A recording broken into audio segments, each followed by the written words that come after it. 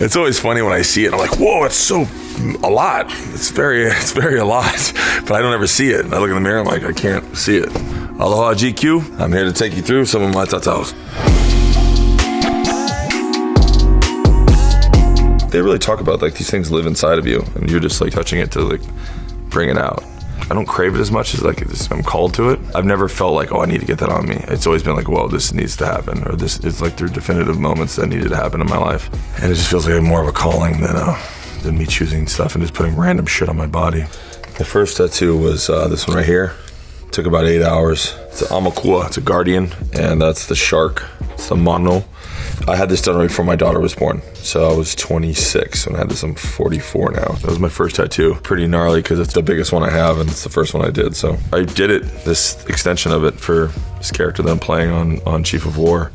It really fit with that. So I've only really worn this with one character right now. The next one I do on Minecraft, it'll have to be covered up. I didn't originally do this all the way down because I wasn't making it as an actor. This was for me. And you know, you don't want to have a bunch of tattoos on it. You're not going to get a lot of jobs. And then now that I'm me, I can have the things that I'd like to have now. So I'm very thankful for that. I guess when we did the Dothraki stuff, I mean, it's funny because they wanted to cover this up and they always had like long bands, but I was like, guys, there's tapestry behind me that has this design on it, why wouldn't it? And they're like, we don't want your tattoo. So I was like, fine. And then when I did these, it's just sitting in the makeup trailer, and I just become obsessed with all that kind of stuff when you're building a character. So I just kind of came up with that. I came up with putting all the black around my eyes.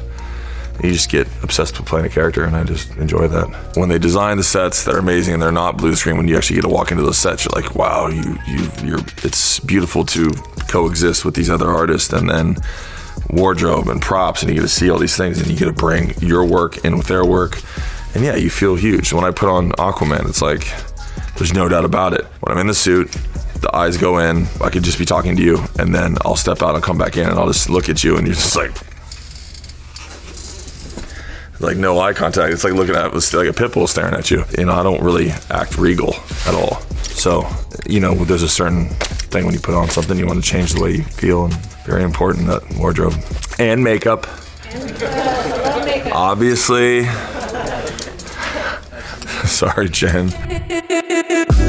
The Charles Baudelaire quote, "Être toujours ivre," which was always be drunken. With wine, with poetry, with virtue, with the idea of always being happy and being intoxicated with life. I'm pretty giddy about life, so it made sense. Pride of Gypsies, it's just my handwriting. I have shitty handwriting, so it's just all, when you're like, what does that mean? What are those scratches? That's just my handwriting. And so Pride of Gypsies is because a lot of my friends were Leos, and they are lions, and we were all very houseless, I should say, and I still am. So we just kind of always moving in very nomadic lifestyle of filming, and obviously joining the circus as an actor, it just kind of felt appropriate for our production company. There's two other people that have Pride of Gypsies, my other two partners, Brian Mendoza and Thomas Paul. On the Roam, a lot of my team has the On the Roam, and that's turned into what it is now. This is like a core. What it all started with, and On the Roam now is most of my team. And they have those tattoos. The O, the T, it's like the crossroads, and then ROAM on each direction is Rome. And I have a show about that, and then I use it for a lot of other things. This one right here is Diablo, which is after I guess one of the most important men I've ever known, and the most impactful man. He died at like 81, I want to say, 82. That's what we call him, El Diablo, and he was amazing. And so it's just those mentors that you meet, and he's one of those people that just blew my whole mind, and well-read.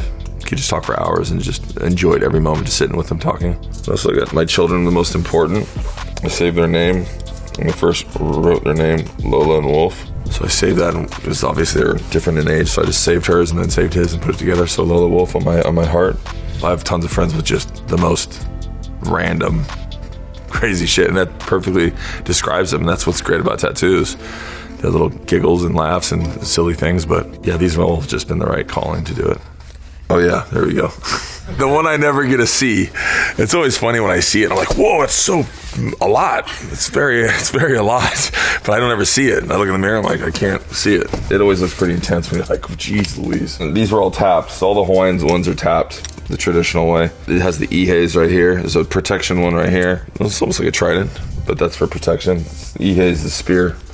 I'd rather have it tapped. I think it's pretty beautiful because you're going back, you know, centuries of humans being, you know, making tataos on themselves or mokus on themselves, and that's the sound that they heard. It's like the tak tak tak tak tak. and it's a beautiful, interesting sound. It doesn't sound like an annoying, buzzing gun sound.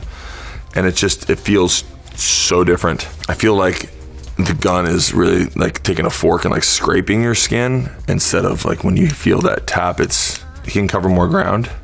You know what I mean? Because there's different lengths and sizes of them. So I think it probably moves a little bit faster. I think if you're gonna have precision in them, they're different. Like if with these, when you get them tapped, they'll be like the worst they've ever looked. With gun, I feel like that's the best it's ever gonna look, because it'll eventually bleed out and all that kind of stuff. What's designed with this is that you'll have spaces, but it will, over time, fill that out. If it's done right by a master, it'll only get better and better.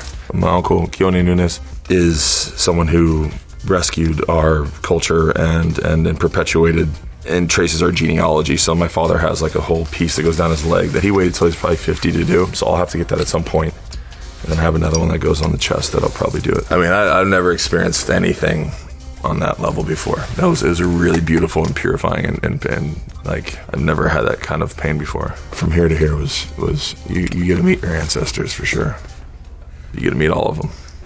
My Auntie Momi, who's like love of my life, and my Uncle Buffalo I did at his house. The moments where I really needed help the most, I could just hear her laughing in the background, just doing who she is. And then out of nowhere, this hand goes into my mouth as I'm like just breathing through it. So much intense pain, like where every pore and every socket's just oozing water to like survive. She put salt, pake, in my mouth, and you just taste those beautiful crystals of salt, and it totally like rescued me. And she just knew, and that's what the elders, like, she really saved me in that moment. And the nice thing about this is it just, hair goes back and it's gone. And it's for me, you know, when it's shaved like this, you can see it, but when it's not, I'm like, you're just covering up a little bit on my neck. I don't have any regrets. Regretting is not gonna help me now. This is where I'm at, and did I learn from it? Fuck yeah, I did. So, and they're all beautiful lessons.